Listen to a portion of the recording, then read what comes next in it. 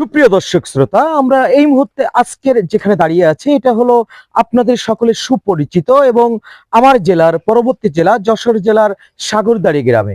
আমরা এখন এসেছি যশোর জেলার কেশবপুর উপজেলার সাগরদাড়ি ইউনিয়নের 2 নম্বর সাগরদাড়ি ইউনিয়নের সাগরদাড়ি গ্রামে মহাকবি মাইকেল মধুসূদন দত্তের যে জন্মস্থান, অর্থাৎ আমরা বলি মাইকেলের বাড়ি। আমরা সেখানে চলে এসেছি, আপনাদেরকে দেখানোর চেষ্টা করছি আজকের আমাদের এই ভিডিওর মাধ্যমে যে মহাকবি মাইকেল মধুসূদন দত্ত সর্বশেষ যে সনেট কবিতা লিখেছিলেন, সতত হে নদ তুমি পড়ো মোর মনে, সতত তোমার কথা ভাবিয়ে বিরলে।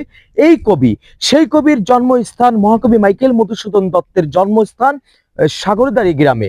আমরা এখন দাঁড়িয়ে আছি কপোতাক্ষ নদের তীরে। আমরা আপনাদেরকে দেখানোর চেষ্টা করছি যে মহাকবি মাইকেল মধুসূদন দত্ত সর্বশেষ যেখান থেকে নেমে চলে গিয়েছিলেন সেই বিদায় ঘাট। আমরা এখন দাঁড়িয়ে আছি সেই বিদায় ঘাটে এবং আপনাদেরকে পরবর্তীতে দেখাবো মহাকবি মাইকেল মধুসূদন দত্তের জাদুঘর সহ মহাকবি মাইকেল মধুসূদন দত্তের বাড়ি। তাই যারা এই মুহূর্তে আমাদের এই ভিডিওটি দেখছেন এবং পরবর্তীতে দেখবেন, অবশ্যই আমাদের এই আইডিটি ফলো দিয়ে রাখবেন। আপনাদেরকে দেখাবো মজার মজার স্থান, সাথে থাকুন। ধন্যবাদ। আসসালামু আলাইকুম ওয়া রাহমাতুল্লাহি ওয়া বারাকাতুহু।